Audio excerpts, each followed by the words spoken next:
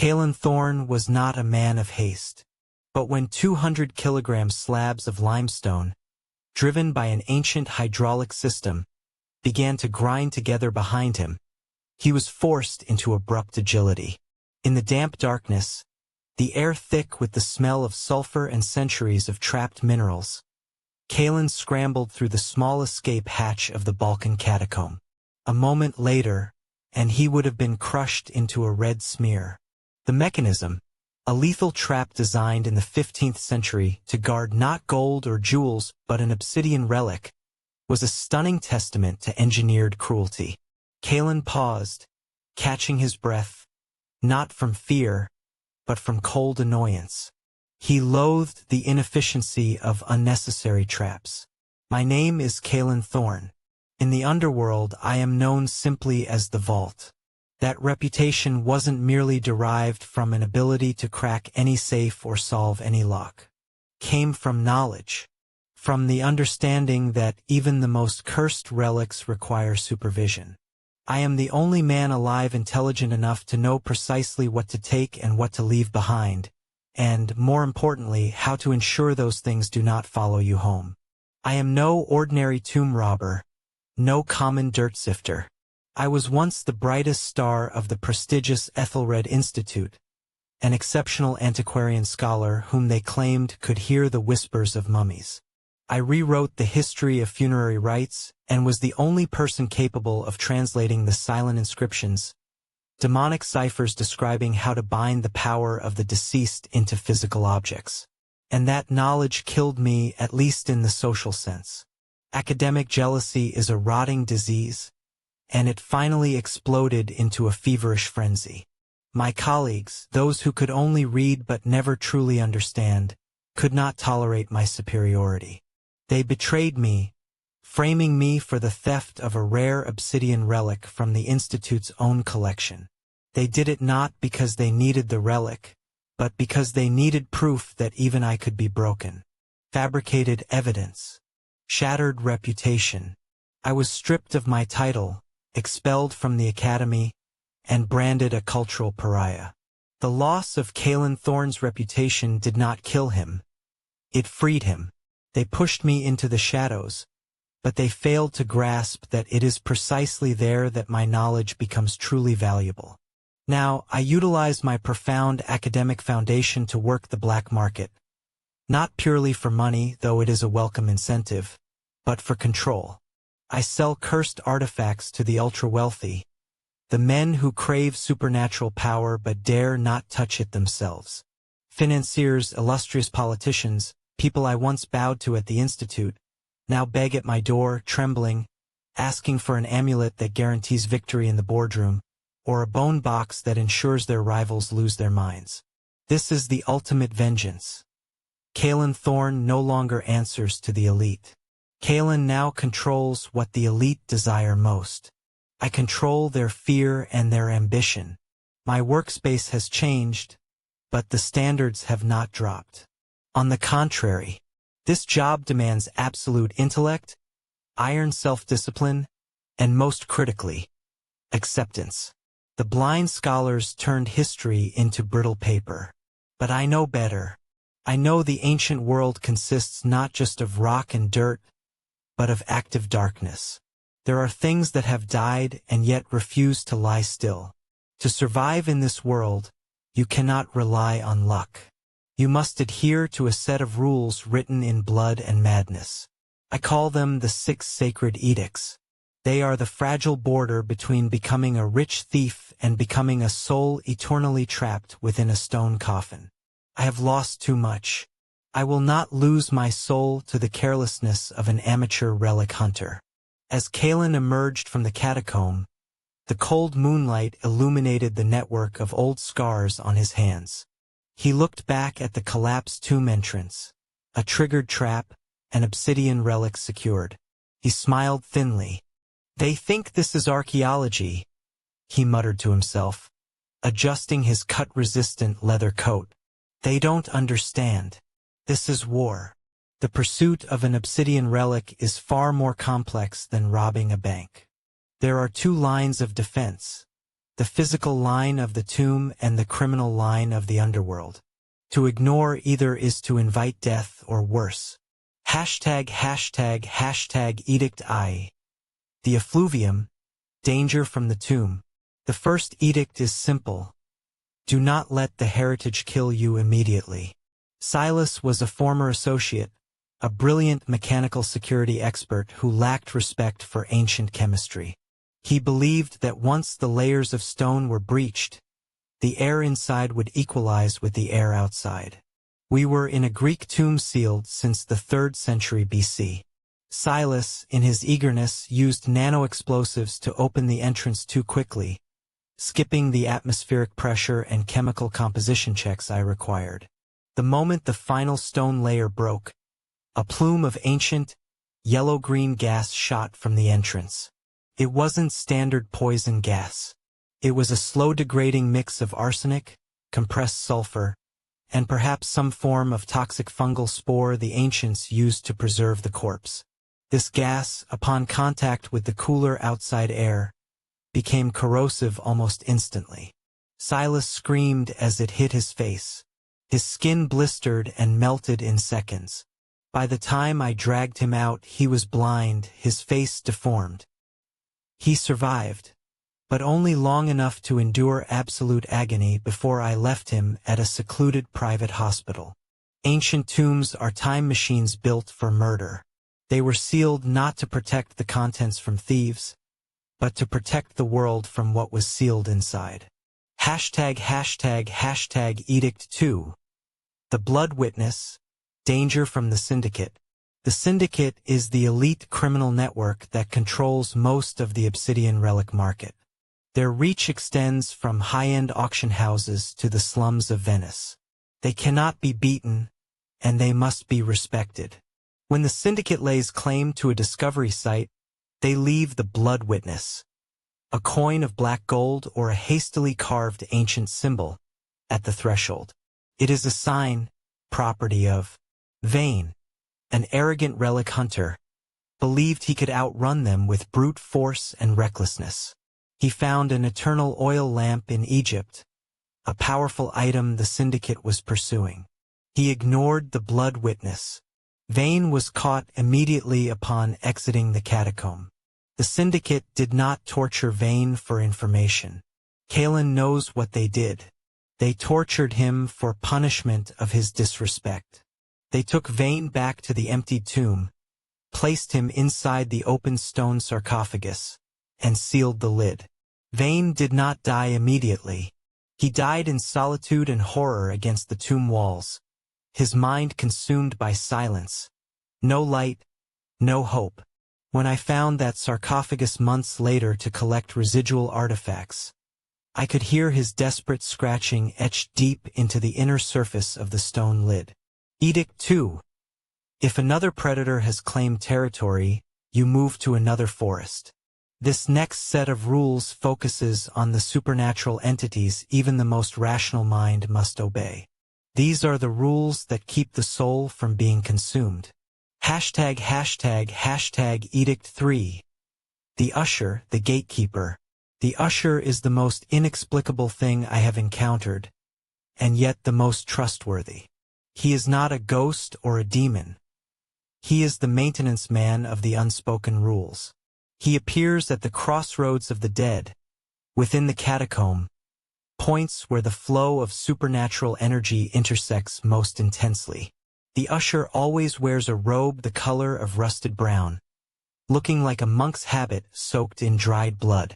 He perpetually smokes a form of cigar that smells of sulfur and burnt coal. The smoke does not dissipate but merely hangs in the ancient air. Whenever you encounter the Usher, you must stop, bow your head, and offer a formal greeting in an archaic tongue, usually Sumerian or ancient Etruscan. The greeting must be an acknowledgement that you are an intruder, but that you know the rules of the place. New, headstrong relic hunters often try to ignore the Usher or treat him with contempt. The penalty is not violence. Those men become permanently lost within the tomb's maze. Their minds are bent until they can no longer distinguish exit from entrance. They become part of the architecture. Starved, but their souls forced to hold up the walls. I have found them. Their faces are contorted in horror and their eyes stare into the middle distance, as if seeing all dimensions simultaneously. Edict 3. * Greet the gatekeeper. He is not your enemy, but he is the law. *. #### Edict 4. The unnamed tomb, the danger of oblivion. Every scholar will tell you the richest tombs are the elaborate, named, and meticulously interred ones. But I warn you, those are the tended tombs. The truly dangerous ones are the forgotten ones. Reese was my most recent associate, a greedy hunter only concerned with market value. He attempted to exploit a small, undecorated tomb, unnamed, with no indication any rites were ever performed. I warned him, if a soul is not blessed, then anything can rise from it. Reese believed oblivion meant safety. He was wrong. What is forgotten is not empty. It is filled with the entity of null. This is not a corpse or a phantom. This is hunger arisen from the unending sorrow of not being remembered. When Reese opened the sarcophagus, he was struck by an atmospheric chill, an indescribable crushing sensation. Reese was not bitten or torn. He was drained. He screamed, but the sound was feeble, like a hiss.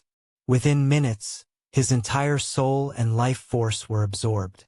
When I found him, he was merely a rapidly desiccated shell, skin clinging tight to bone, his eyes wide and empty. Edict 4. If no one remembers the dead will remember you. These are the adversaries Kaelen must face if he succeeds. The Watchers. ### Edict V. The Watchers, the Phantom Hounds. The Watchers are the spiritual police, entities tethered to the most powerful obsidian relics. They are intended as guardians, but they are the most brutal enforcers I have ever met. They are taller than normal men, immensely muscular, entirely black like condensed shadow, with eyes that burn red like hot coals. They cannot be killed with conventional weapons. They are the pure existential manifestation of the will to protect. One pair of relic hunters attempted to use amulets to blind the Watchers, believing they could pass through the spiritual barrier unseen. They failed disastrously. The Watchers do not require eyes to see. They sense the presence of the living. I found their remains. The bodies were torn apart not by teeth, but by a kind of intense spiritual energy. It looked as though their souls had been shredded, and then the physical bodies discarded as empty casings. My rule is absolute. You never defeat the Watchers. You can only outrun them, and crucially, you must always adhere to their territorial boundary. If you carry the relic outside their sphere of influence, they stop. But if you remain inside, they will hunt you forever. Edict V. * Always know the territorial line. When the Watchers appear, run. Do not fight. *. The narrative returns to Kaelen Thorne in the present. He is at his temporary operating base in a secluded archaeological dig site, preparing to finalize the sale of the recently acquired Balkan obsidian relic.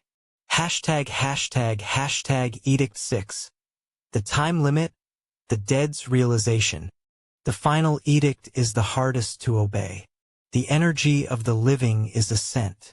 The dead, the entities, the Watchers, will eventually recognize that scent if it lingers too long in one location. The limit is 6 months. After that time, you are no longer a visitor. You are part of the landscape, and the entities begin to close in. Kaelen checked his log. He registered a chilling fact. He had remained at this base for 6 months and 2 days. The tension in Kaelen's shoulders became palpable as he packed the eternal oil lamp. He walked to the threshold of his carefully camouflaged apartment. He saw a strange streak of sepulchral dust. Not common earth, but a mix of ash, ancient minerals, and tiny black crystals. This was the dust of the forgotten, and it could only come from a watcher or an entity associated with a recently violated site. This was not an accident. This was a subtle sign that someone had visited. Or something. Immediately, Kaelen moved. There was no panic, only extreme precision. He gathered only the most critical tools. An enchanted obsidian knife, climbing hooks, and digitized maps of the catacomb network. Everything else, client files, transaction data, redundant equipment, was a liability. Kaelen doused his entire base and records in fuel. The fire roared quickly, erasing every trace of the vault's existence from the area. As the flames erupted, he glanced through the window. In the heavy darkness, just at the tree line, not 20 meters away, Kaelen saw a large, muscular shadow with eyes burning red like hot coals. It stood perfectly still, unmoving, simply watching. It was a watcher. It had recognized his scent. Kaelen did not flinch. The 6 edicts had been breached, and the penalty had arrived. He stepped out into the night, gripping the box holding the relic. He was now perpetually hunted, not only by the syndicate, the living, who wanted him for his cargo, but by the watchers, the dead, who wanted to tear his soul apart. Kaelen Thorne accepted his fate. He was the vault, the sinful nomad who could never be caught. He stepped deeper into the woods, his academic mind the only weapon he had left, preparing for the next chase. Kaelen Thorne glided through the basalt corridor. The air was thick like old wine, saturated with the mingled scents of arsenic and ancient mist. Behind him, the heavy thump of the 3rd hydraulic deadfall trap echoed, proving that 15th century tomb builders knew exactly how to engineer immortality for death itself. Thorne. The vault, he muttered, his pace unhurried. They call me that not because I'm good at picking locks or breaching walls, but because I'm the only one who survives long enough to understand that these objects, these things we call obsidian relics, are not just stone and precious metal. They are festering wounds in the timeline.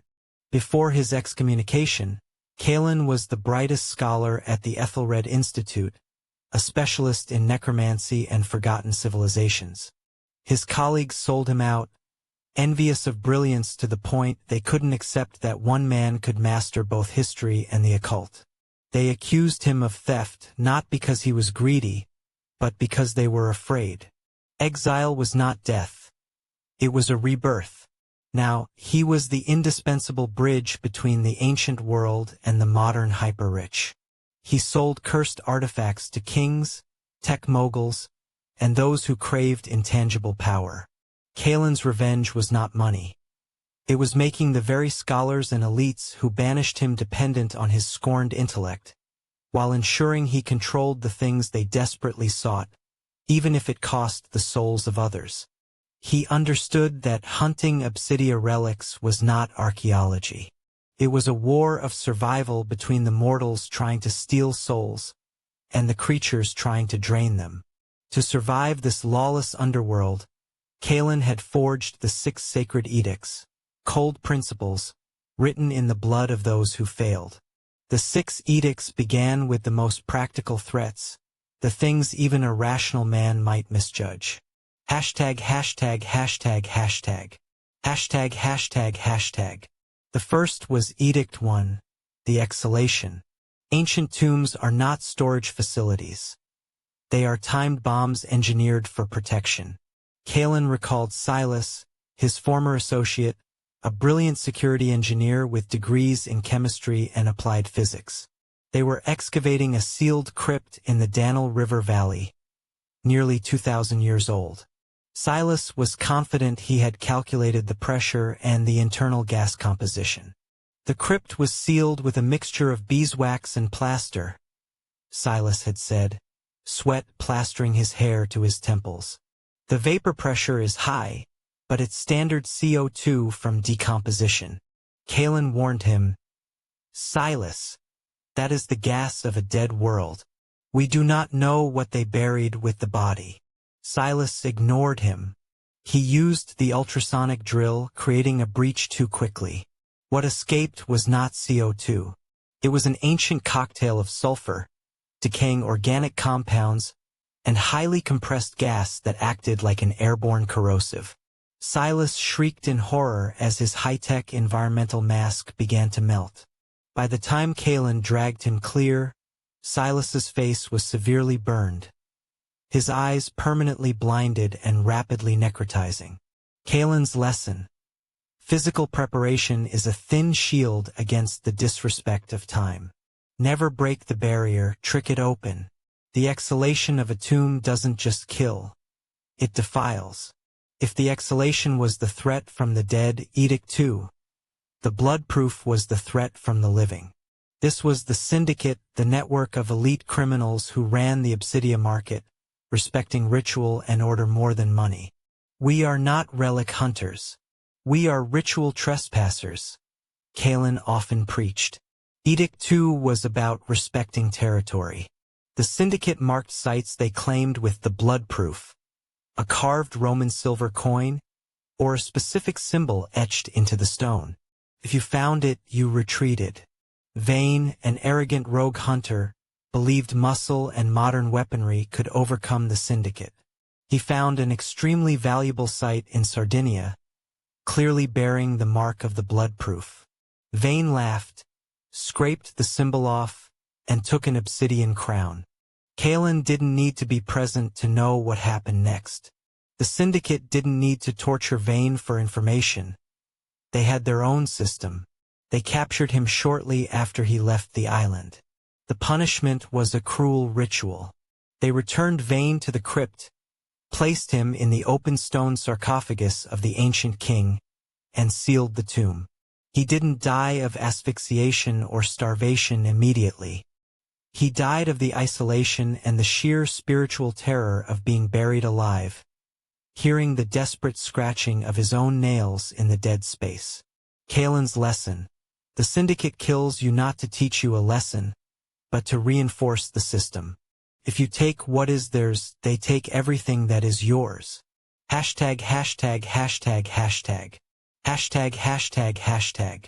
Once the physical and criminal threats were contained, Kaelen moved to the rules of the supernatural realm. These were the rituals that kept the soul from being swallowed. Edict 3. The Usher was an inexplicable presence, a border entity. He always appeared at the crossroads of the dead, the nodal points of psychic energy within the complex tomb structures.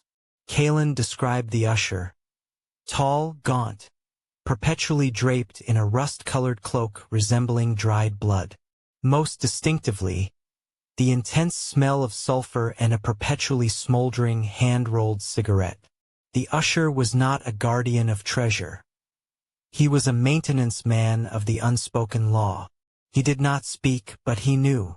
In a Carpathian crypt, Kaelen encountered the Usher over a dozen times. Each time, he stopped, bowed deeply, and offered a formal greeting in archaic Latin: Aeternum Vale, Custos. Eternal farewell, gatekeeper. A younger relic hunter, trusting in the power of warding charms, attempted to ignore the Usher, treating him as a simple illusion. He walked right through him. The Usher doesn't kill you, Kaelen explained chillingly. He simply ensures that you never find the way out. The hunter's mind began to twist, his spatial orientation erased. He started seeing non-existent corridors and shifting walls. Eventually, he clawed at himself, trying to pry open unopenable doorways, until he became part of the silent, dark madness. He simply vanished. His soul assimilated into the loneliness and the architecture of the tomb. Kaelen's lesson: in the realm of the dead, ritual is law. Always salute the Usher. Most dangerous were the unblessed pits, the trenches of no ceremony, where oblivion was the soil cover. This was the focus of Edict 4, the nameless tomb. The dead buried with ceremony were the dead at rest. Graves with names, granite, and prayer were often the safest. Reese, one of Kaelen's informants, found a small, undecorated crypt, believing it to be overlooked treasure. Kaelen had cautioned him, "Rhys, if there is no name, there is no blessing attached. You are dealing with emptiness." Rhys was attacked by an entity of null. It had no defined shape, merely a moving mass of shadow, neither ghost nor undead, but pure craving generated by sorrowful oblivion. Kaelen arrived too late. He found Rhys. His body was intact, but all life force, moisture, and spirit had been violently siphoned out. His skin had withered into brittle, ancient parchment, his bones turning to dust minutes later. It was a hideous death, devoid of violence, merely emptiness. Kaelen's lesson: oblivion is an open wound from which the dead can rise. Never disturb a tomb without ritual. Hashtag, hashtag, hashtag, hashtag. Hashtag, hashtag, hashtag. This was the edict concerning the unconquerable pursuers. The Watchers were the supreme spiritual enforcement, the police attached to the most powerful obsidia relics. Edict 5. The Watchers were why Kaelen always moved fast. They were immense beings, nearly 10 feet tall, massive but composed entirely of dense, shifting shadow. Their eyes were glowing red embers, pupils absent, only smoldering fire. They could not be killed. They were the organic protection of the relics against the living. Kaelen remembered a pair of relic hunters in Scotland who had used Byzantine amulets and banishment rituals to blind the Watchers during a break-in. They thought they had found the trick. When Kaelen found them weeks later, there were no physical signs of attack. No teeth, no claws.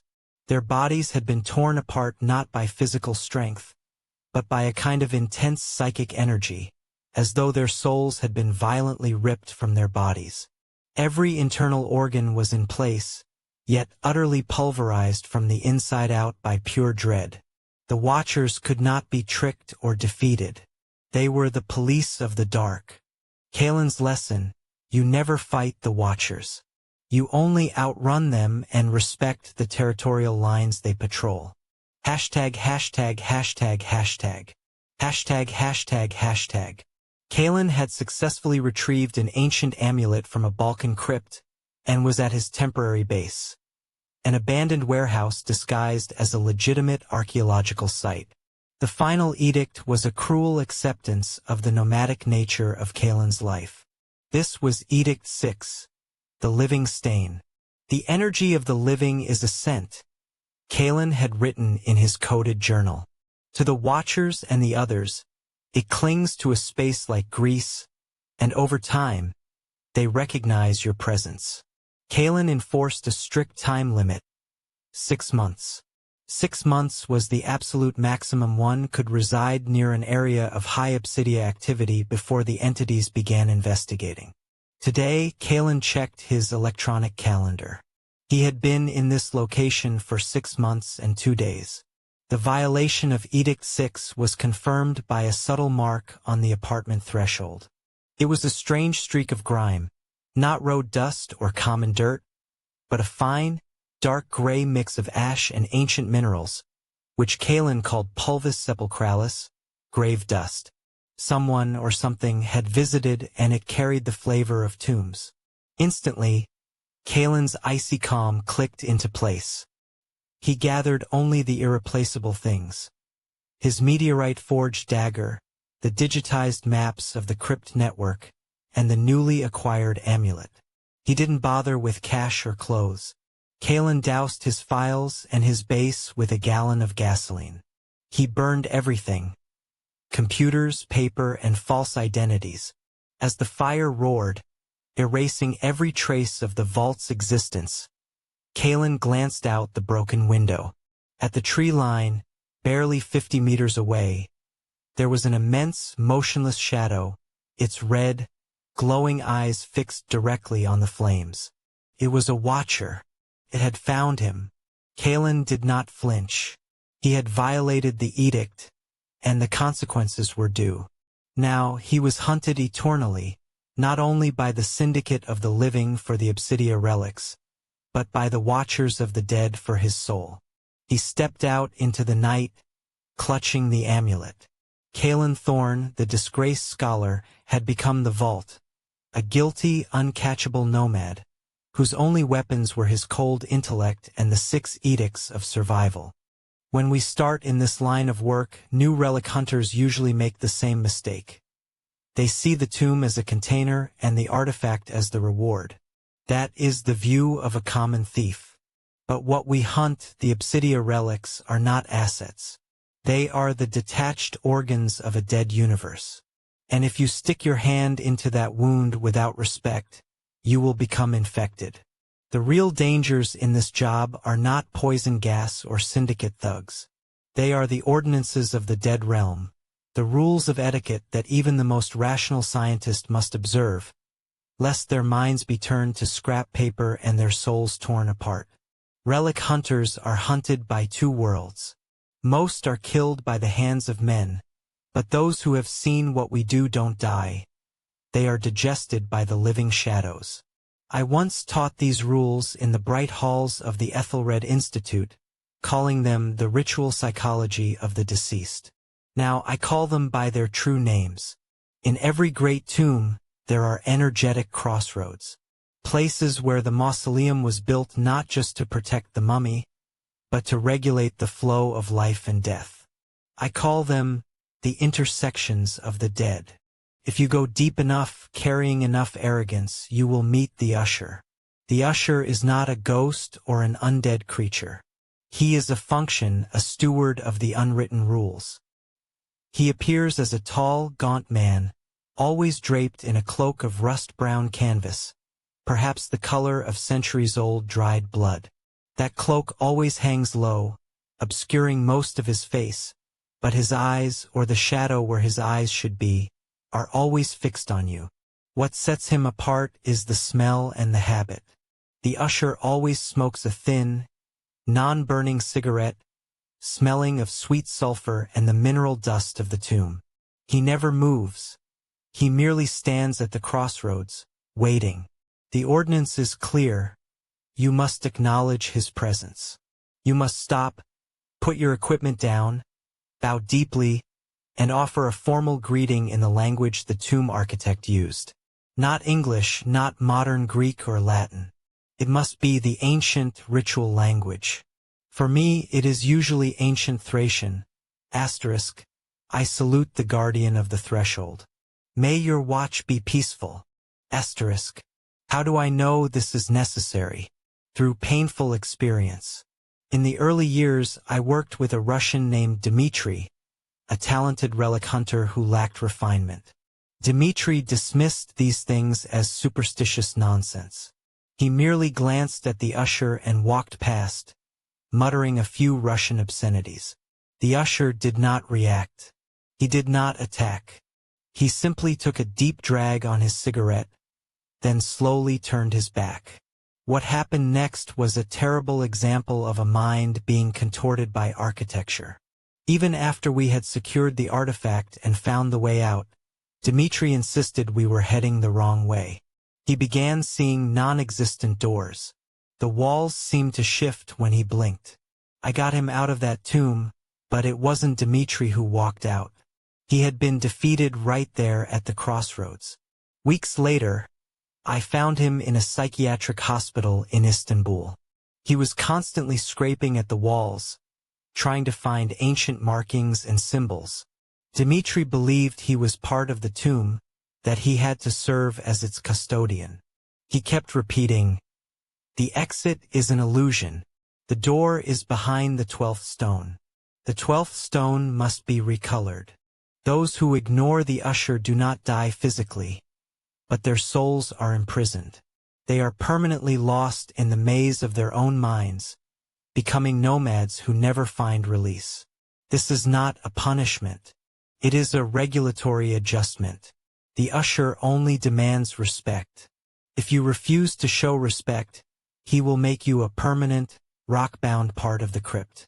Most people think that treasure lies in the tombs of kings, pharaohs, or great commanders. Those graves are elaborate, blessed, and guarded by spirits who know their identity. But Obsidia relics are often not found there. They are found in unexpected, forgotten places. The grave with no name, no decoration, no burial prayer. That is the most dangerous place. I have studied enough to know that horror does not come from majesty, but from oblivion. If a soul is placed in a tomb without a name, without ritual, without memory, they have nowhere to go. They are not a corpse or a ghost. They become the hunger. This is the lesson Reese paid for with his life. Reese was an expert in explosives and access, a young, arrogant man who believed only in physical calculations. We were tracking a diadem of silent command in an underground cave system in Georgia. The main vault was riddled with traps, but Reese quickly spotted a small, undecorated opening at the end of a side corridor. "Kaelen, look at this," he whispered, excited. "No symbols, no barriers. Must be a forgotten servant. It's highly likely the diadem was hidden in haste." I felt something was terribly wrong. The sheer absence of burial rites chilled me to the bone. I grabbed his arm. "Don't touch it, Reese. That is a nameless grave. Anything buried without a blessing will rise without reason. They are entities of null." Reese sneered. "Oh, afraid of the dark, Kaelen? Or afraid of losing your reputation as the Vault by letting me find this first?" He used a small crowbar to pry the stone door open, quickly and without respect. When the slab opened, there was no scream, no foul smell, just a current of absolute cold and absolute silence. Inside, a crude stone sarcophagus. Reese stepped in. Immediately, the cold air seemed to solidify. I saw no shape. I only felt a powerful, non-physical sucking, a drain of life force. I shouted a warning, but Reese didn't react. When I ran up, Reese had collapsed. There were no wounds, no blood. His face was contorted into a disgusting mask of horror, but his eyes had become opaque, as if every spark of light had been sucked out. His skin instantly dried, shriveling against his bones in a matter of seconds. When I dragged his body away from the crypt door, he was frighteningly light, as if he were only a thin outer shell. That sarcophagus didn't hold gold or weapons. It held the endless sorrow and hunger of a forgotten soul. The entities of Null do not want to kill you. They want to digest you, to seize your very concept of existence to fill their own void. Reese's soul was drained so completely there was nothing left to sustain his physical body. I did not take the diadem that day. I resealed the nameless grave using complex ritual formulas I once considered outdated junk. I learned that if you want to live in the world of the dead, you must not offend the forgotten. The rule of ordinance 4. If a tomb has no name, no prayer, never touch it. Oblivion creates holes in reality, and they are always hungry. If edicts 1 through 4 covered the basic dangers of grave robbing, poison gas, the syndicate, spiritual gatekeepers, and the hunger of oblivion, then Edict 5 is the apex of fear. This is the law concerning the supreme enforcers, being summoned not by the psychic power of the dead, but by the very presence of the Obsidia relics themselves. I call them the Watchers, but the relic trading elite use less academic but more accurate names. The Spectral Hounds, or simply Personal Death. These entities are not ghosts in the traditional sense, nor are they demons or fiends. They are implementers, bound to the nature of the Obsidia. When an ancient artifact accumulates enough power to warp reality or manipulate fate, it automatically projects a protective field. The Watchers are the physical manifestation of that field. They are the spirit police, and they are utterly immune to all physical weaponry, save those items consecrated millennia ago, and I have no intention of lugging those around. The Watchers are massive, muscled creatures, but they are composed of a dense shadow, as if a black hole has been compressed into the shape of an ancient Roman strongman. They stand over 8 feet tall. Their eyes are not organs. They are 2 searing crimson spots, like fresh coals pulled from a forge. They make no sound when they move, but their presence generates a high-pitched static whine in the air, enough to jam modern electronics. My most dangerous enemy is not the syndicate, but overconfidence. Only those who disrespect the law and believe their intellect can circumvent the fundamental principles of the universe attempt to engage the Watchers. About 3 years ago, my reputation was still shaky. I was tracking a high-level objective, the Casket of Nocturnal Covenant, a small marble box said to contain the souls of 7 Byzantine emperors obsessed with immortality. This artifact wasn't just obsidia, it was type A obsidia, capable of fundamentally shifting the power base of anyone who possessed it. Alara and Declan were also relic hunters. They lacked my deep academic knowledge, but they had modern technology and boundless arrogance. Alara, a specialist in applied quantum physics, believed she could generate a low-frequency sonic interference field to disrupt supernatural entities. Declan, a former military operative, believed speed and brute force would compensate for his ignorance of ritual. They got a 48-hour head start on me. I knew they were there. I warned them anonymously through a deep web trading channel, emphasizing the site was deep within territory protected by at least 2 Watchers. They replied with a smirking emoji. When I approached the mausoleum complex on the Georgia/Armenia border, I didn't need a scanner to know what had happened. The air was heavy, seemingly crushed by an immense spiritual pressure. The unmistakable scent of sulfur and ozone hung thick. The Watchers had done their duty. I found Declan first, lying in the central corridor leading to the sarcophagus.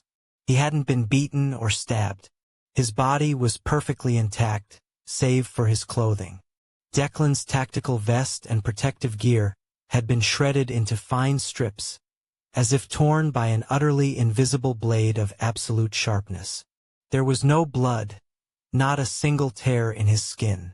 Declan looked like a gypsum statue, his face frozen in a terrifying, silent scream. I performed a quick check. The cause of death wasn't cardiac arrest, but life force depletion. Declan had been spiritually ripped apart.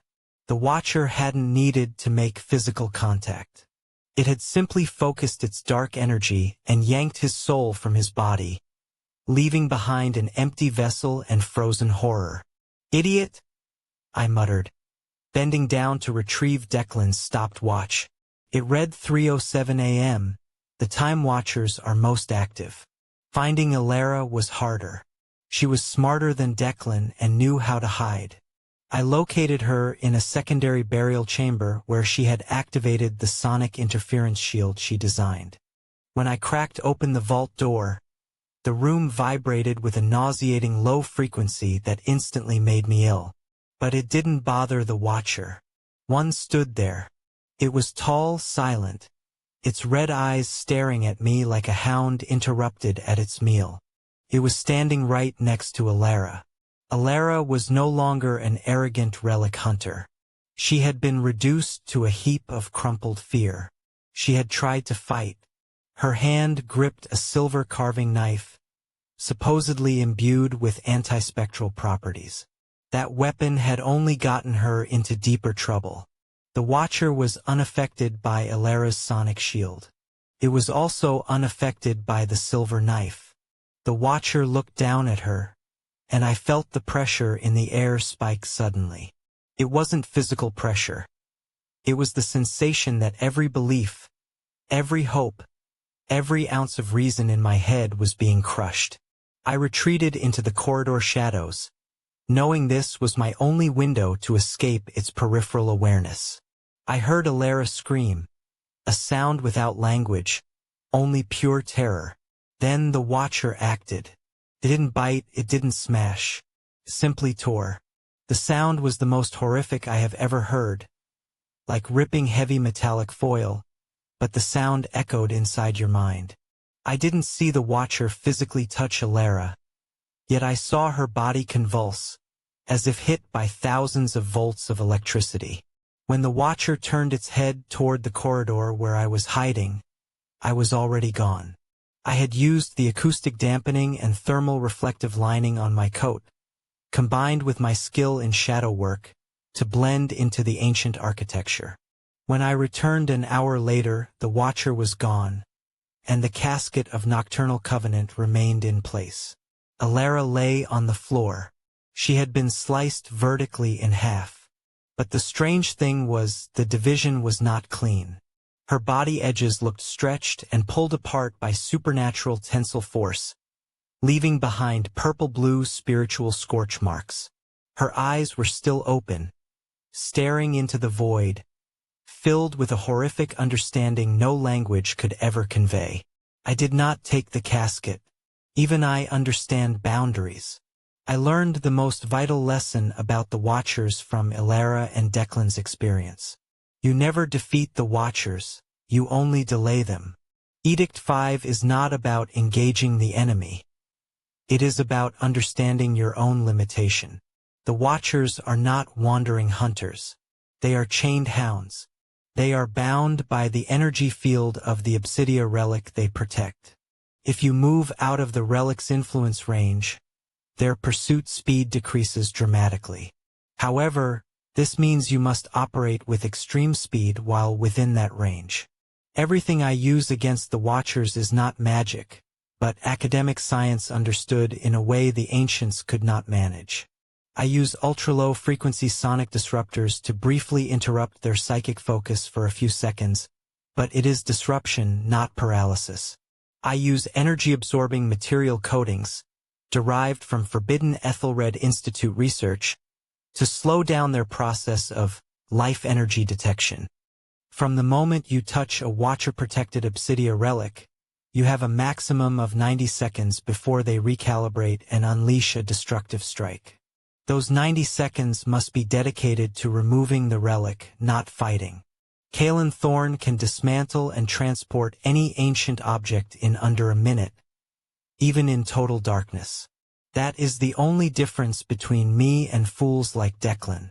If you smell sulfur, hear the electrical static whine in your ears, or see a shadow flow that is not caused by a lack of light, the Watcher is present. Immediately cease all activity, gather equipment, and retreat backward without making noise or vibration. The Watchers are the reminder that this underworld has controllers who care nothing for secular money or power. They only care about the balance of the universe and the protection of artifacts too powerful to rest in mortal hands. Kaelen Thorne is not a hero. I am a criminal academic. I never attempt to fight supernatural judgment. I merely seek to outrun it, surviving long enough to sell the relic to those less intelligent than I am. And as long as I respect Edict 5, I will continue to live. The temporary operating base of Kaelen was a dilapidated, reclusive manor house, shrouded by dense pine forest in western Bulgaria. He had converted the structure into a high-level research laboratory, crammed with shielded electronics and digitized maps of ancient interment sites. He was performing the final stage of inventory, packaging the last of the Obsidia relics, christened the Obsidian Heart, a cold, fist-sized black orb radiating a silent, dangerous magnetism, ready for transaction with an anonymous Zurich financier. Kaelen felt a chill of unease. Though he always operated with maximum control, his instincts had never failed him. The dead care nothing for precious metal, nor for the short measure of mortal life, Kaelen murmured, his voice soft, audible only to himself. He was polishing the jade dagger, its blade etched with ancient protective glyphs. They care for equilibrium. Academic elites often believe the soul is immortal. This is false. The soul is matter, it is energy, and the accumulation of living energy is a potent contaminant. This was Law 6, his most stringent rule, a principle Kaelen had developed from decades of field experience in the world's most cursed crypts. The presence of the living in a cursed space, even temporarily, is like an open wound in the burial shroud of time. Our bodies emit a scent of temporality, of unfinished decay, of overexistence. Initially, the entities of the dead, the ushers, the nameless graves, and particularly the watchers, will ignore it, viewing it as random static. But if the disturbance persists, it becomes a signal, an invitation. 6 months. That is my absolute safety limit? Kaelen whispered, checking his electronic ledger. 6 months was the maximum duration that living energy could accumulate and permeate an area afflicted by the Obsidia relics without causing a systemic reaction from the death realm. After 6 months, the Watchers began to move with intent, like hunters catching the scent of old blood. Kaelen frowned. He had calculated his departure for yesterday. But the Obsidian Heart transaction required 2 extra days to finalize the complex payment protocols. 6 months and 2 days. This minor transgression caused Kaelen's stomach to clench. He had risked his most important law, not for coin, but out of academic arrogance. He wanted to ensure the Obsidian Heart was perfectly catalogued before it was buried in the Ultra-Rich's vault. An unforgivable error, he self-corrected. Kaelen began to pack methodically. He had prepared a simple, waterproof leather satchel containing only the bare essentials: titanium lockpicks, preloaded satellite maps, the jade dagger, and a suppressed semi-automatic pistol, a weapon necessary for dealing with the living, not the dead. He moved to the threshold of the door for a final check of his mechanical locking system. The soft lamp light fell upon the oak floorboards. In the corner where the door frame met the floor, where there should have been the common pine detritus of the surrounding woods, Kaelen noticed a faint, almost translucent streak of matter. It was not earth. It was not ash from the fireplace. It was a mixture of ancient calcified mineral, fine grave shroud ash, and tiny, pulverized grains of obsidian basalt not found anywhere near this forest. Kaelen had studied this specific matter for years, naming it void dust. This was the residue left behind by areas of space that the Watchers had traversed. Void dust was proof that an entity of the death realm had encountered living matter, or had pressed itself against the boundary of the house. The Watchers did not need to open doors or pick locks. They passed through matter by shifting spiritual vibration. But that passage always left a microscopic trace. 6 months and 2 days, Kaelen repeated, his breath slowing. They have recognized me. This sign was more terrifying than any syndicate assassination attempt. The syndicate wanted their object back or Kaelen punished. The Watchers wanted equilibrium restored, and they would consume Kaelen's soul as a natural systems defense reaction of the tomb. The time for action was measured in seconds. There was no panic, no anger. Only the cold efficiency of a scientist conducting an emergency experiment. Kaelen was no longer Kaelen Thorne, the scholar. He was the vault, and the vault had to self-destruct to preserve the core data. He opened the single remaining mini-safe. Inside were no diamonds or cash, but a single hard drive containing the sum of his knowledge. Maps, personal records, ancient languages, and the protocols of the syndicate. Kaelen slotted the drive into a secure port within the leather briefcase, where it was encrypted with hundreds of layers. Next came the ritual of obliteration. Kaelen used a prepared canister of gasoline to douse every physical surface he had touched. The desk, the leather chair, the bed, and especially the piles of paper records he never trusted fully to digitization. He soaked his old leather jacket, an item too heavy with personal scent, and the old spectacles he had once worn at the Ethelred Institute. He paused before the Obsidian Heart. The transaction was incomplete, but it no longer mattered. If Kaelen were caught by the living or the dead, this object would be bait. Instead of taking it, Kaelen carefully placed the obsidian orb in the center of the gasoline-soaked papers. "My apologies, Mr. Zurich," Kaelen murmured. You will not receive this one. Either it self-destructs in the heat, or it slows the hounds of the dead for a moment. Kaelen struck a match. The fire erupted immediately, fiercely and dramatically. Kaelen did not wait. He stepped outside the door, locking it from the exterior, allowing the blaze to be fed by the air. In minutes, the house would be a pyre, consuming every trace of the vault's existence. Kaelen moved quickly through the night, heading northeast toward an abandoned railway line he knew could be accessed. He did not run. He walked at a calculated pace, keeping his heart rate and breathing steady. Fleeing the Watchers was a marathon of spiritual endurance, not a sprint. Thick smoke began to curl up behind him, obscuring the burning villa. The heat of the conflagration was rapidly intensifying. Kaelen stopped at the edge of the woods, leaning against an ancient oak, and looked back. He had anticipated this. He had mentally prepared for this. Through the fiercely burning front window, the brilliant orange-gold flames illuminated a silhouette. It was an entity Kaelen had described in Law 5, the Watcher. It was far larger than imagined, nearly 10 feet tall, its musculature not of flesh, but of a solid, glossy black mass, like solidified petroleum. It was not moving. It simply stood there, staring into the inferno that consumed Kaelen's assets. The eyes. Kaelen felt the gaze even from this distance. 2 sockets of incandescent charcoal, pupil-less, holding only ancient wrath and cold recognition.